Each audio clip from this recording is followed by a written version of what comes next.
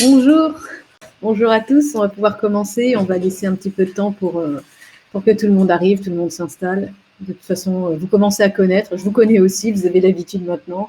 Pour ceux qui connaissent, vous avez le temps de vous prendre un dernier petit café, ça va bien se passer. Parce qu'on arrive déjà à notre 14e webinaire, hein, mine de rien, de notre série sur la transformation digitale. Donc, vous avez vu, hein, on commence à grandir, on a vu beaucoup d'applications maintenant, et maintenant on entame notamment tout ce qui est Custom Apps, avec, on a vu Zo Creator la dernière fois, et donc là on va voir comment lier toutes ces applications entre elles, justement, puisque vous avez forcément ce qu'on appelle un workflow. Excusez-moi pour le bruit, pas toute seule. Et donc, pour orchestrer toutes vos applications ensemble, vous avez besoin, d'y réfléchir, et de deux, d'orchestrer et d'automatiser tout ça. Et c'est justement ce qu'on va voir avec la fine équipe de Copperbeak, que je laisserai se présenter juste après. Mais vous avez déjà Jean qui vous fait un petit coucou. Les petites formalités d'usage, vous les connaissez évidemment depuis le temps. On est sur Zo Showtime. Je sais que vous allez avoir des questions. Vous avez un onglet spécifique pour les questions, si c'est pas beau ça. Il y a des petits rossignols aussi. Donc, je vous invite vraiment à poser vos questions dans cette boîte-là. Nous, ça nous permet de ne pas les perdre, notamment. Il faut savoir que si vous avez des questions, on va vraiment aller regarder cet onglet plutôt qu'elles se perdent dans le chat au milieu de j'ai le son qui ne marche pas, coucou, ça va, bonjour, bienvenue. Voilà, nous comme ça, on est sûr de les répertorier. Même après le webinaire, on est sûr de voir si on y a répondu ou pas. Donc, je vous invite vraiment à utiliser cet onglet, évidemment. Et le chat, vous l'avez bien pris en main. La présentation, évidemment, vous la recevrez, ainsi que le replay de ce webinaire, bien entendu, sur notre chaîne YouTube. Et vous le savez, vous le recevez soit dans la soirée, soit au plus tard le lendemain, avec la présentation. Cela va sans dire. Donc, on est bon, on est bien, vous vous êtes inscrits, vous le recevez. Si vous devez partir en cours de route, si vous regardez le replay, c'est bien, vous pouvez déjà voir le replay sur YouTube. Mais si vous êtes déjà inscrit, vous recevrez le mail avec la présentation et tout le contour. Donc, notre beau Zo One, comme je vous en parle si souvent. Donc, on a vu beaucoup nos applications marketing, vente, communication, productivité, support, etc. Vous connaissez la chanson, évidemment. Et on a vu donc les solutions custom. On a commencé avec Creator la dernière fois. Alors, oui, Flow est dans tout ce qui est business process. Vous m'en voudrez pas, hein, tout est lié. Donc, je prends Flow aussi comme une custom apps, puisque justement, toutes ces applications que vous utilisez, il va bien falloir les orchestrer entre elles. Et ça va être tout l'objet du webinaire d'aujourd'hui. Et donc, sans plus tarder, je vais passer la parole et le contrôle à Jean. Et moi, évidemment, je serai toujours avec Injal dans le chat pour surveiller que tout se passe bien de votre côté. Alors, petit passage de relais. Et c'est à toi, Jean.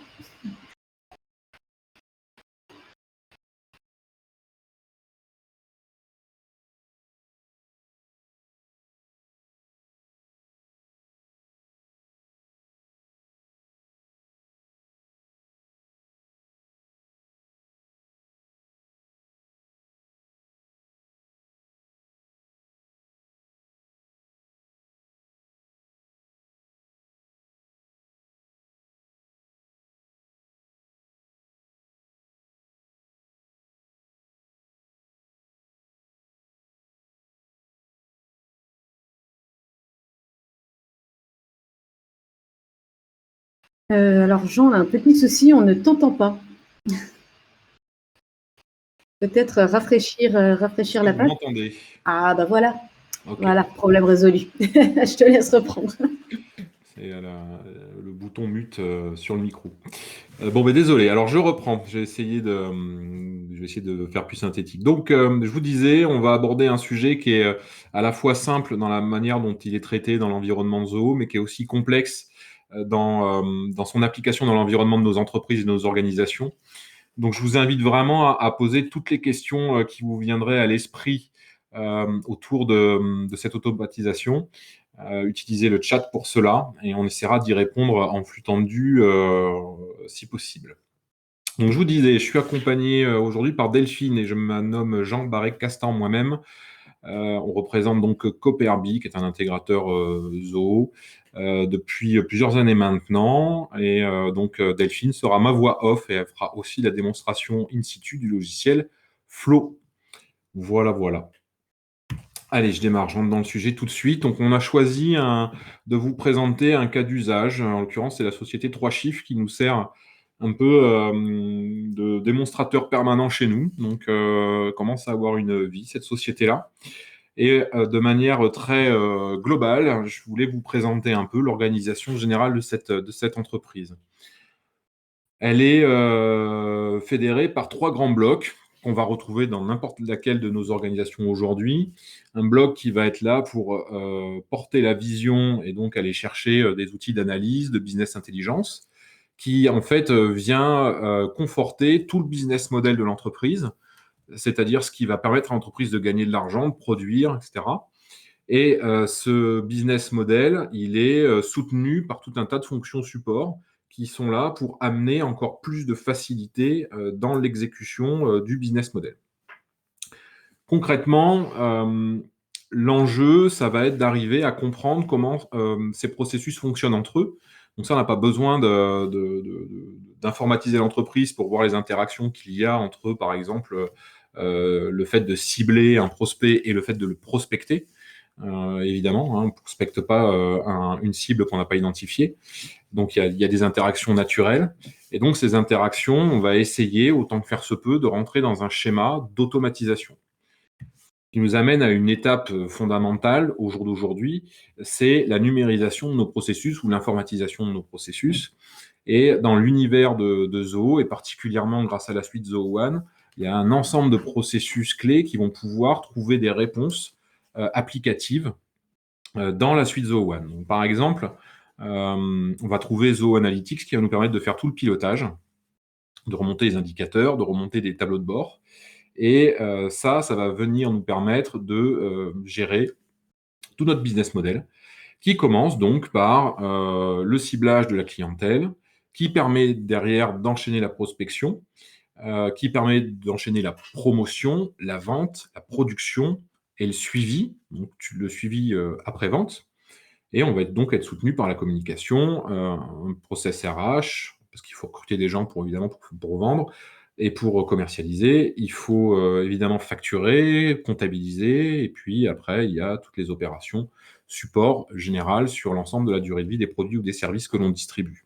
Donc pour ça, on va trouver des applicatifs qui vont faire le job, même plus que le job, qui vont être capables tout simplement de traiter tout le process à part entière. Simplement, même si ces modules sont faits pour communiquer entre eux, vous avez une part de métier, ce qui fait en fait la granularité de nos organisations, qui n'est pas prise en compte nécessairement et obligatoirement, même j'ai envie de dire, par le modèle applicatif de Zoho, puisque Zoho, c'est un modèle générique.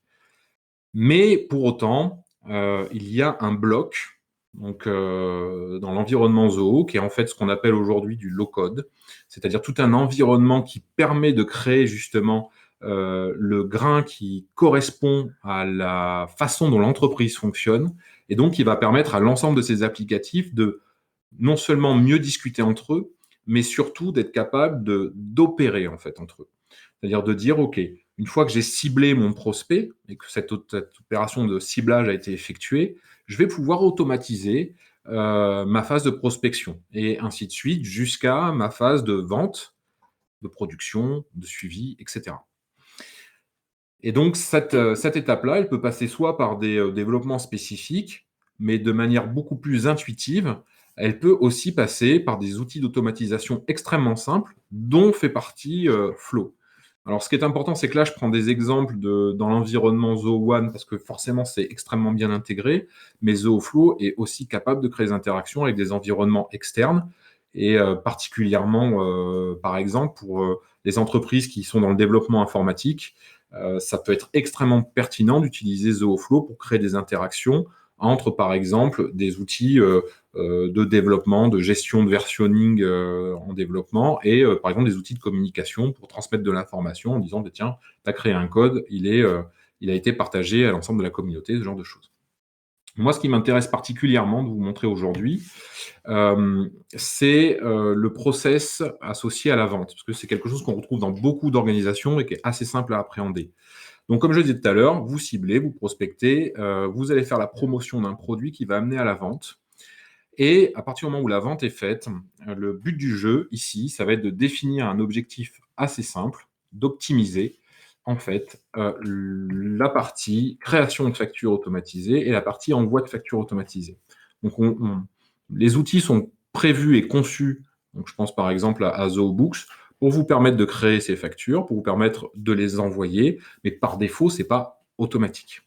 Et donc, on peut faire des enchaînements automatiques comme ça grâce à ZooFlow. La particularité, et ça c'est extrêmement important, c'est que, je vais mettre ici, vous avez des processus dépendants. C'est ce qu'on appelle un flux de dépendance. Et c'est là tout l'enjeu et toute la problématique, si je puis dire, qu'il faut prendre en compte quand on veut faire de l'automatisation. En fait, il y a beaucoup de dépendances à prendre en compte, ou quel que soit en fait le niveau d'automatisation, pour qu'elle fonctionne et qu'elle soit optimale.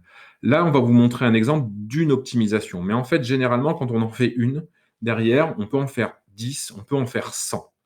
Et pour que ça ait du sens et pour qu'elle soit surtout parfaitement opérationnelle, il est fondamental de faire en préambule tout ce travail d'analyse des flux de dépendance. Autrement dit, si je veux automatiser l'envoi d'une facture, il faut bien entendu que mon process soit en capacité de la générer seul. Et pour ça, bon, mon exemple est peut-être un peu simpliste, mais il n'est pas faux, parce qu'on a beaucoup plus de dépendance que ça en fait dans une facture, mais j'ai besoin de récupérer le nom et le prénom, et techniquement le nom et le prénom de mon client, je vais le récupérer dans la phase de prospection. Le produit qui va être par exemple associé à un panier d'achat, je vais pouvoir le récupérer dans la phase de promotion.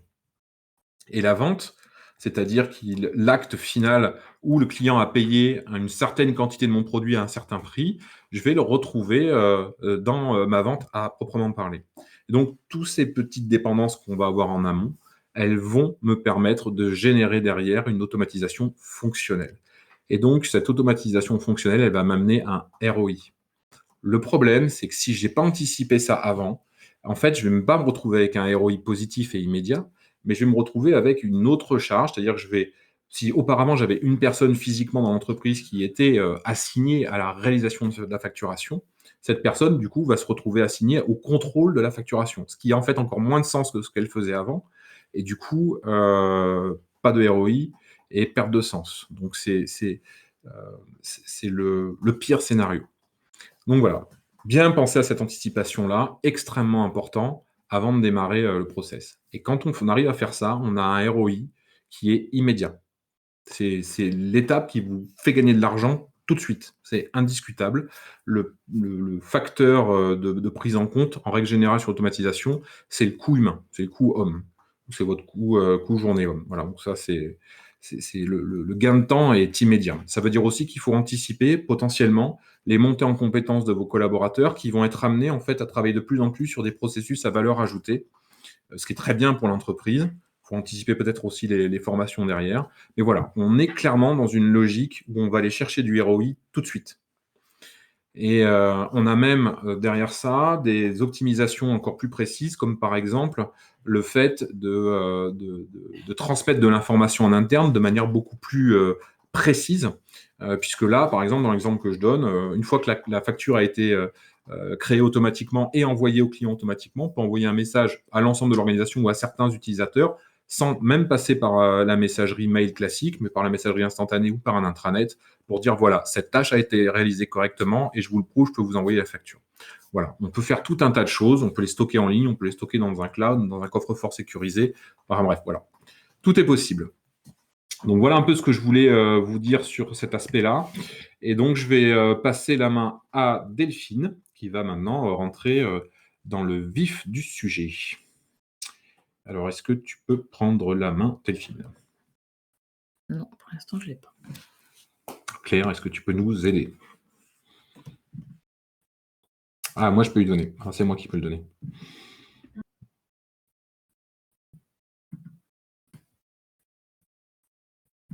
Alors, attends. Une bonne question. Comment je fais pour lui donner? Hop, hop, hop. C'est bon. Normalement, c'est bon, Delphine. Ok.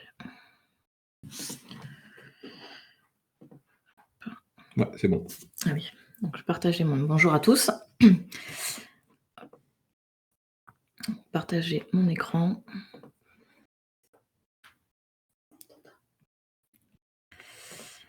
Alors, hop. Voilà. Donc ici, si tout le monde voit bien l'écran, Donc on voit l'interface en fait de Zooflow. Donc c'est l'interface d'accueil lorsqu'on se connecte à l'application. Et donc là, on va retrouver les différents flux qui ont été déjà implémentés donc, sur notre environnement de démo. Donc on peut aller après voir directement l'historique ou pour modifier un flux déjà présent. Donc là, aujourd'hui, l'idée, c'est de vous montrer comment on peut créer un flux donc pour pouvoir générer automatiquement une facture suite à un déclencheur dans le CRM. Donc là, ça va être une affaire qui va être remportée. Donc pour créer un flux, donc la première étape, effectivement, ça va être de donner un petit nom. Donc, je vais l'appeler facturation automatique. Et ensuite, là, l'application va nous proposer trois types de déclencheurs, en fait. Soit ça va être une action qui va être effectuée au niveau d'une application, donc ça va être notre cas aujourd'hui, mais on pourrait très bien décider effectivement d'avoir un déclencheur planifié, donc quelque chose qui pourrait se déclencher toutes les heures, par exemple, ou ça peut être aussi par webhook, donc déclenché par l'appel d'une API ou d'un web service. Oui, parce que par exemple, si on a des factures, on envoie des factures à un rythme mensuel, Oui. ça permet de le faire, on envoie au mois. Exactement, tout à fait. Donc là, on va prendre le cas où ça va être donc une action dans ZooCRM qui va déclencher notre flux. Donc ici, on va retrouver la liste de toutes les applications qui sont disponibles du coup dans Zooflow. Donc c'est ce que vous disiez Jean tout à l'heure. Donc il y a évidemment les applications Zoo, mais il y en a une multitude d'autres donc qui permettent de lier différentes applications entre elles. Oui, parce que en fait, c'est ça, le Zooflow, c'est extrêmement simple de prise en main. La complexité, elle est vraiment dans cette notion, c'est pour ça que j'en parlais en préambule, il y a des processus qui sont différents d'une application à une autre, puisque chaque application est inscrite elle-même, s'attache à un métier spécifique dans l'entreprise. Donc vraiment, il faut bien maîtriser ces interactions de base avant de s'attaquer à la personnalisation dans Flow. C'est très important. Tout à fait. Donc ici, je viens choisir ZooCRM. Et donc là, je vais lui indiquer, on va pouvoir venir indiquer en fait quel est le déclencheur dans ZooCRM. Donc ça peut être la création d'un nouveau contact, par exemple, d'un prospect, ou la mise à jour d'une information. Donc dans notre cas ici, je vais prendre le fait qu'on met à jour une affaire dans ZooCRM.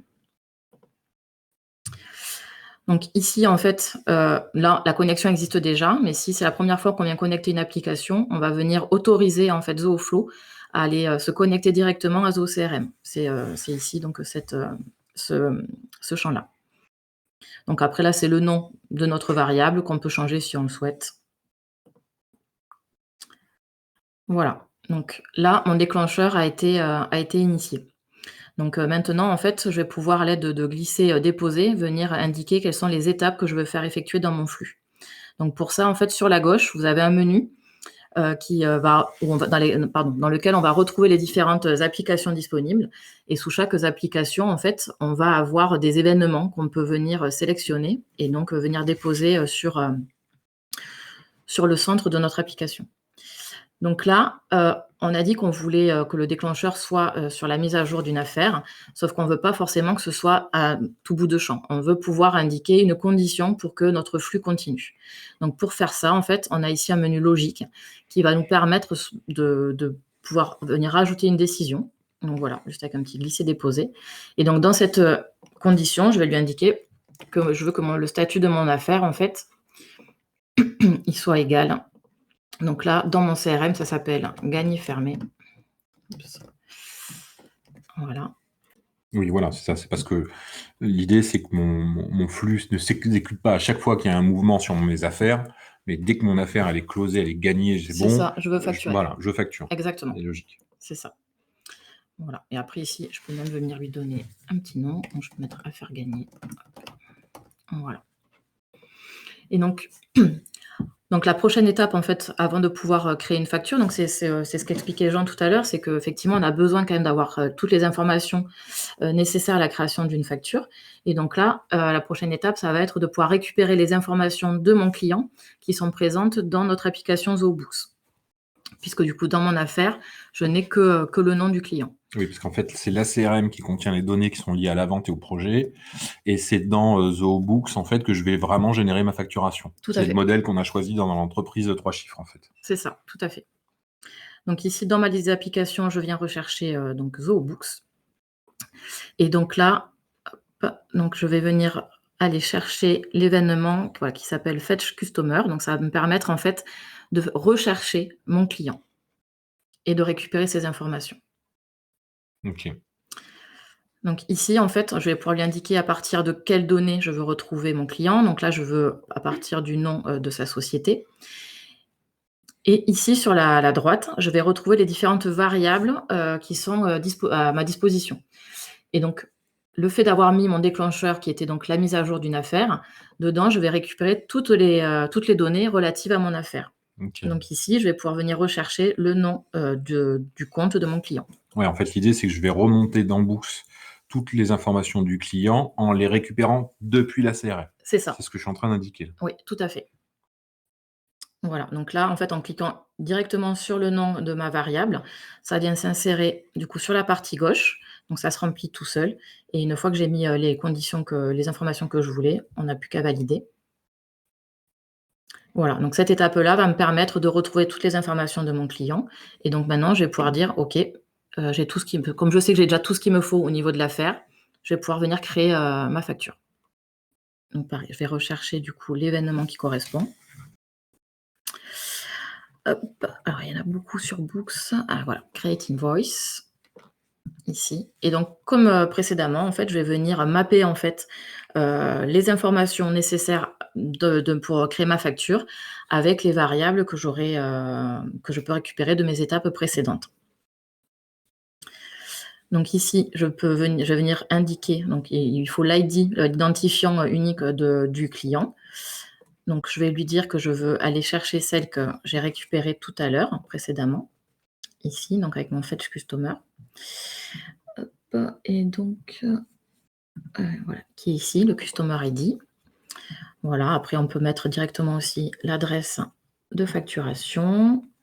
Alors, pendant que tu fais ça, je lisais la question de Thierry qui est intéressante par rapport au suivi et à l'automatisation sur les envois de colis.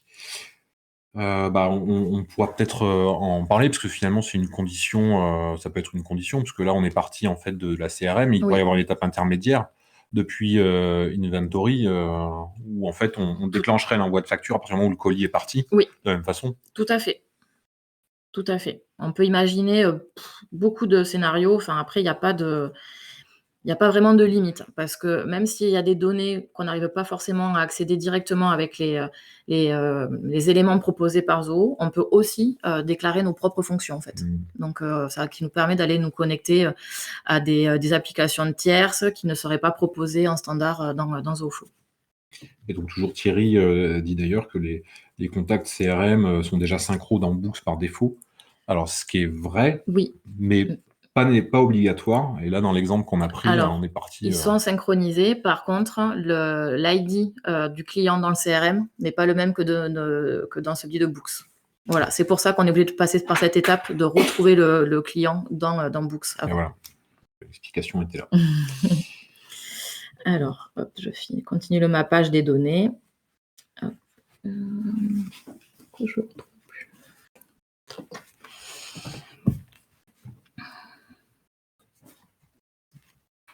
Ah, mais je suis pas au bon endroit, c'est pour ça. Il est là. C'était là. Là, j'ai Franck qui utilise Zoho CRM pour la facturation et pas Books. Ouais.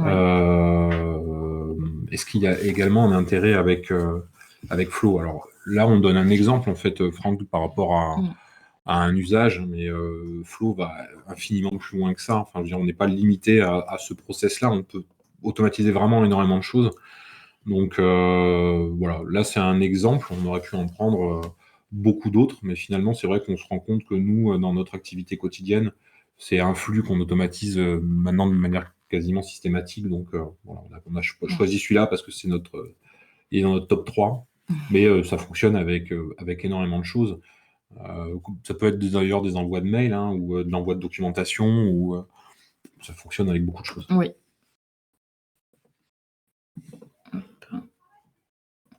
Donc là, je suis en train de lui renseigner toutes les informations que je souhaite avoir sur ma facture.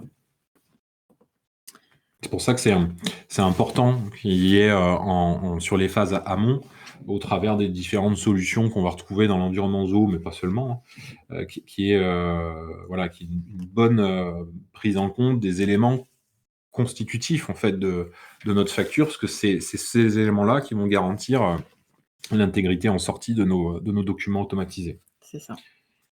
Donc, important, très important. Tac, ici, je vais mettre... Voilà, donc là, je viens de finir le mappage. Donc, c'était un petit peu long parce qu'il y a quand même pas mal d'informations nécessaires pour créer une facture. Donc, je valide. C'est long. C'est moins long que de faire toutes les factures. C'est moins long que de les faire toutes les factures à la main, tout à fait. Voilà. C'était par rapport au temps de... Et donc, la dernière étape donc, dans notre scénario, c'est de pouvoir envoyer cette facture donc, automatiquement. Donc, pour ça, c'est pareil, il y a un événement qui s'appelle Send Invoice. Il est là. Donc, je viens rajouter derrière. Et donc là, je vais venir indiquer le mail de mon client directement. Ah oui, c'est ça. C'est la dernière étape. C'est la dernière étape. On l'envoie. Exactement. Ouais. Après, voilà, on a la possibilité, effectivement, de renseigner des objets. Et du coup, là, on le récupère dans Books, alors. Oui. Oui, en fait, on va récupérer le mail prévu dans Books. Ah oui, j'ai oublié de mettre le numéro de la facture. Hop, donc je vais récupérer avec mon événement Create Invoice. Et oui. Et oui. C'est mieux. Hop, dès que je l'aurai trouvé, voilà, il est là. Voilà, et donc en fait, là, effectivement, le mail qui va partir, ça va correspondre à celui qu'on aura paramétré au préalable dans ZooBooks. Ouais. Tout à fait. Voilà, donc là, mon flux est terminé. Donc, une fois qu'on a réalisé le flux, il est possible de le tester avant de l'activer. Donc, pour ça, on a ici la petite icône Play qui va nous permettre de tester ça. Donc, on le sélectionne. Et donc, on va aller faire une action dans Zoho CRM afin que ZooFlow reçoive une mise à jour et qu'on puisse venir tester notre flux. Donc, je vais aller rechercher... Donc voilà, j'ai mon projet ici. Donc je vais le passer en gagné. Hop. Donc, voilà. Donc là, je suis dans le CRM. Voilà. Donc ici, ZooFlow a bien reçu mes données. Et donc, j'ai plus qu'à cliquer sur le bouton tester pour que tout se lance. Et donc, on va retrouver chacune de nos étapes, donc une par une, et avec donc les données en entrée et les données de sortie. Voilà. Donc là, effectivement, il a bien retrouvé mon client.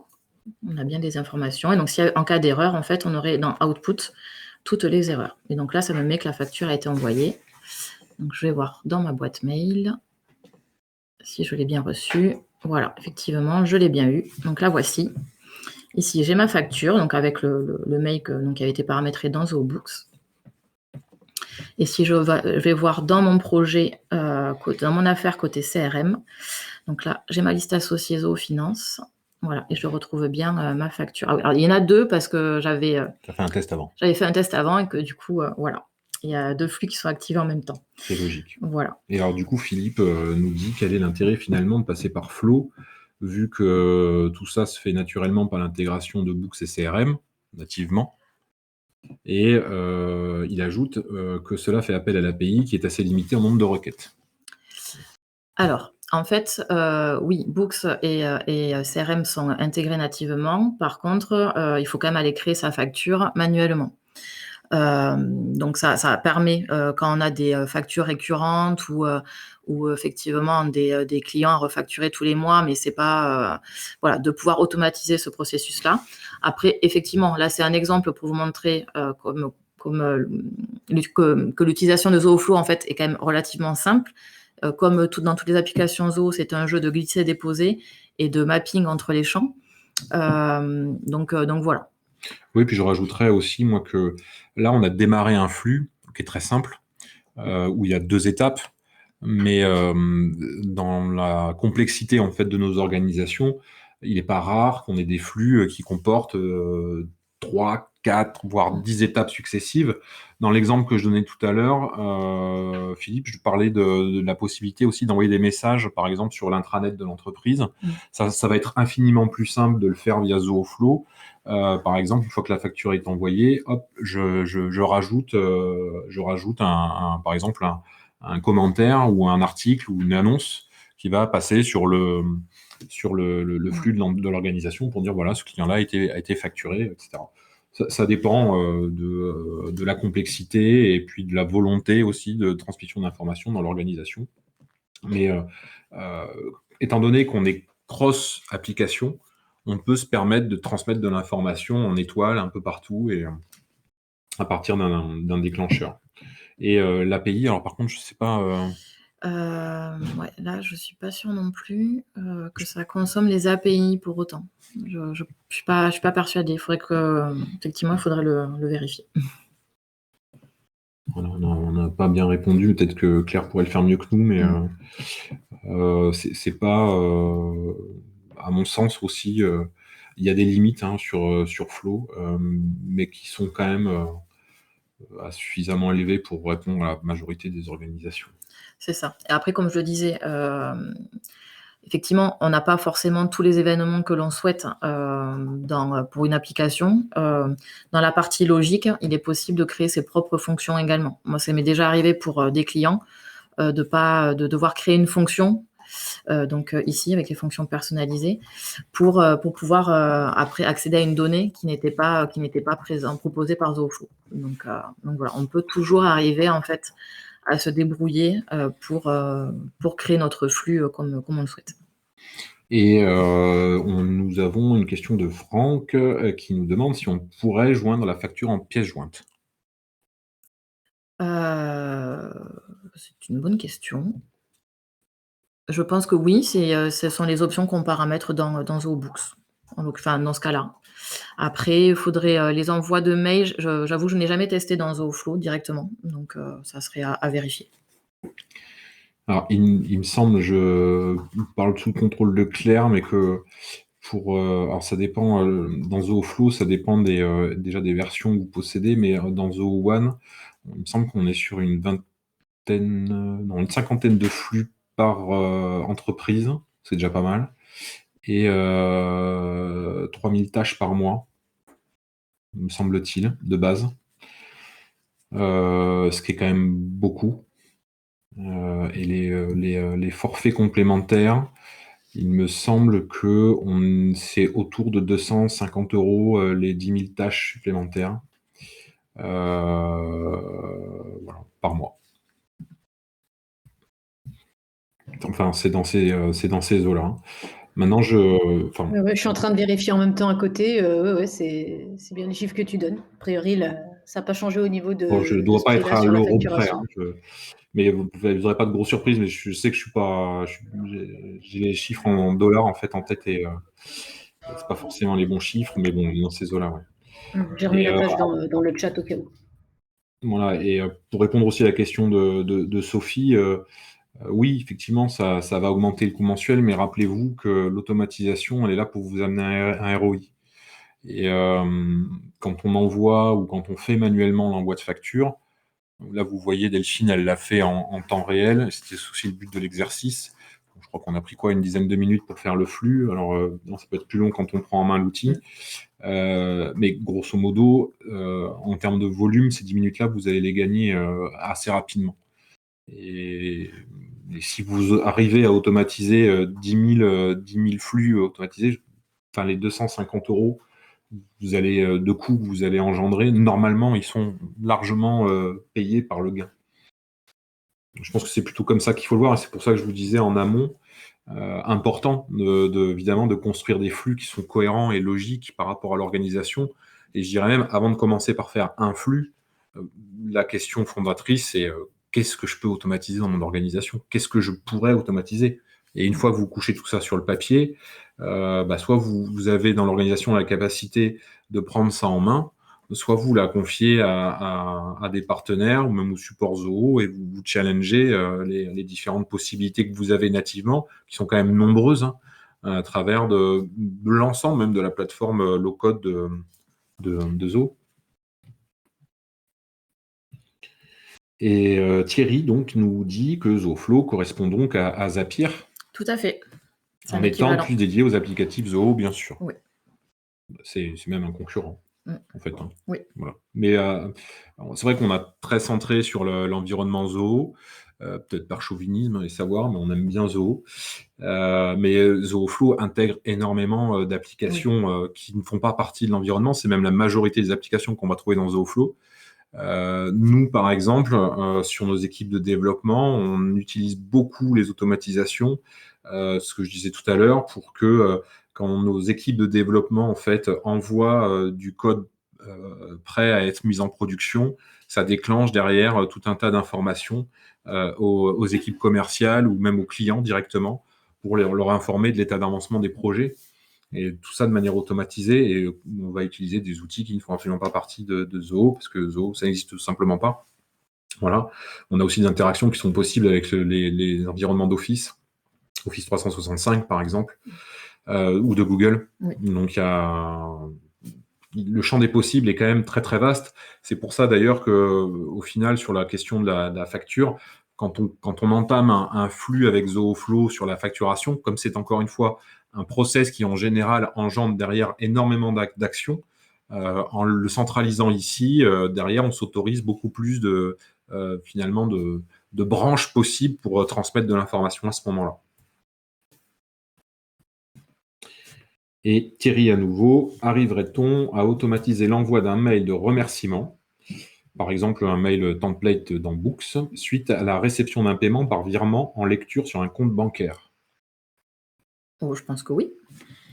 Alors, nous, on est en mesure aujourd'hui, puisque ZooBooks a maintenant mis des connecteurs avec certaines banques. Alors, ça ne fonctionne pas encore avec toutes les banques, mais ça fonctionne, il me semble, de tête avec le CIC notamment, ça je suis à peu près sûr. Voilà, il y a certaines banques avec lesquelles ça fonctionne, donc à partir du moment où vous récupérez le flux bancaire, soit automatiquement parce que vous avez le connecteur, soit parce que vous faites une importation dans Books, ce qui est aussi possible. À partir de ce moment-là, vous pouvez empiler. Le déclencheur serait la création d'un paiement en mettant des conditions pour dire que c'est cette banque-là en particulier. Et derrière, effectivement, déclencher l'envoi du mail. Tout à fait. Oui, c'est ça. Voilà, on a essayé de répondre aux questions en flux tendu, comme on l'avait un peu annoncé. J'ai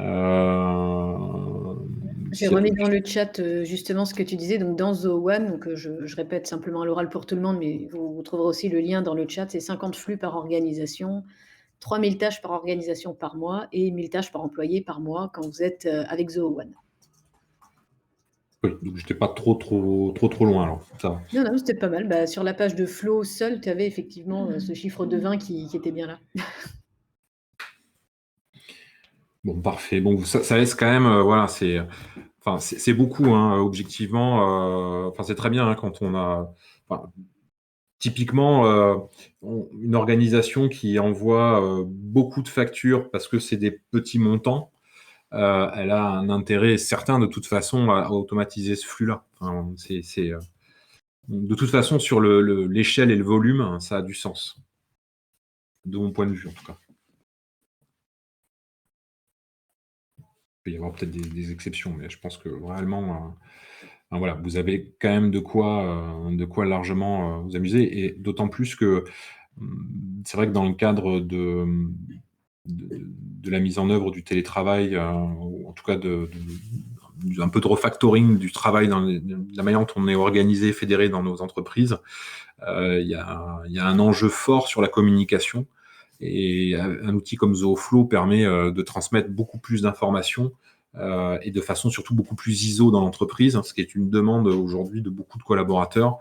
Donc voilà, c'est un outil là on a pris l'exemple de la facturation, mais vous voyez large dans la manière dont vous pouvez envisager des automatisations. Et la communication de manière générale est un axe que vous pouvez privilégier et qui fait sens aussi. Voilà, je crois qu'on a fait le tour. On a essayé de respecter un peu le timing, Claire. Nickel. De toute façon, on ne sait jamais. Voilà, il y aura toujours peut-être une petite question qui se glissera à la fin. On ne sait jamais. Donc, c'est là, voilà, de toute façon, ils connaissent un petit peu mes super slides, mais je vais quand même les remettre, histoire de. Alors, juste reprendre un chouï le contrôle, mais c'est pour faire ça bien. Voilà, et puis aussi comme ça, repartager aussi les coordonnées parce qu'on ne sait jamais. S'ils ont des questions, ils pourront revenir voir Copperbee, c'est un peu le but. Alors, attends. Ah non, ils disent juste merci. Je attendais d'autres questions dans le chat, mais tu vois, ça a été super clair. Ils ont bien compris. Ouais, tant mieux, j'espère en tout cas. C'est un sujet super intéressant. Donc, en tout cas, pour nos clients et ceux qu'on accompagne au quotidien, c'est vraiment là où on arrive à avoir des ROI qui sont parfaitement démontrables, très clairs. Et voilà, et là, on se trompe jamais. Comme on disait, voilà, c'est régulièrement en place quand même chez les clients. Voilà. L'utilisation des Zooflow. C'est l'entreprise unifiée, c'est une fois qu'on a toutes nos applis, au fond, c'est quand même pour une seule organisation. Et donc là, on est vraiment dans le cœur du sujet. Un, l'entreprise unifiée, deux, le digital. Je ne crois pas qu'on pourrait être plus dans le thème. Non, c'est clair. Voilà, donc au cas où vous avez toujours, voilà, pour aller plus loin un petit peu, des pages d'aide, des bases de connaissances, oui, c'est encore en anglais. On travaille évidemment à traduire tout ça, à essayer de vous faire le plus de contenu en français. Ben, pour ça, vous avez déjà ce webinaire. Et en plus, vous pouvez contacter toute l'équipe de Copperbee. Comme vous voyez, ils sont bien au fait et ils installent beaucoup Zooflow. Donc, pas de souci à ce niveau-là. Évidemment, nous, pour nous contacter, vous commencez à connaître, mais je vous le remets, hein, je sais que ça vous fait plaisir, vous savez. On est sur Twitter, on est sur LinkedIn, on a notre chaîne YouTube, on a lancé The Community France. Ça prend bien d'ailleurs, je vous remercie de venir vous exprimer dessus. Donc pour ceux qui ne connaissent pas, c'est le forum des utilisateurs francophones de Zoho. Donc voilà, plus vous avez de questions, plus vous pouvez aller voir s'il y a d'autres utilisateurs qui peuvent vous aider. Je sens que ce n'est pas que les utilisateurs, les gens de Zoho peuvent vous répondre. Et nos partenaires également, bien sûr, sont les bienvenus aussi sur cette plateforme. On n'hésite pas, on ne sait jamais. Et notre mail générique, évidemment. Voilà, ma petite slide. Merci de votre attention. Les questions, mais les questions, on les a fait en flux tendu. Donc, normalement, vous les avez déjà posées. Et si vous en avez, de toute façon, vous pouvez nous écrire. Vous pouvez contacter Copperbee également. Et évidemment, nous, on continue notre série. Donc, nos prochains webinaires seront au mois de juillet, le 8 juillet et le 22 juillet.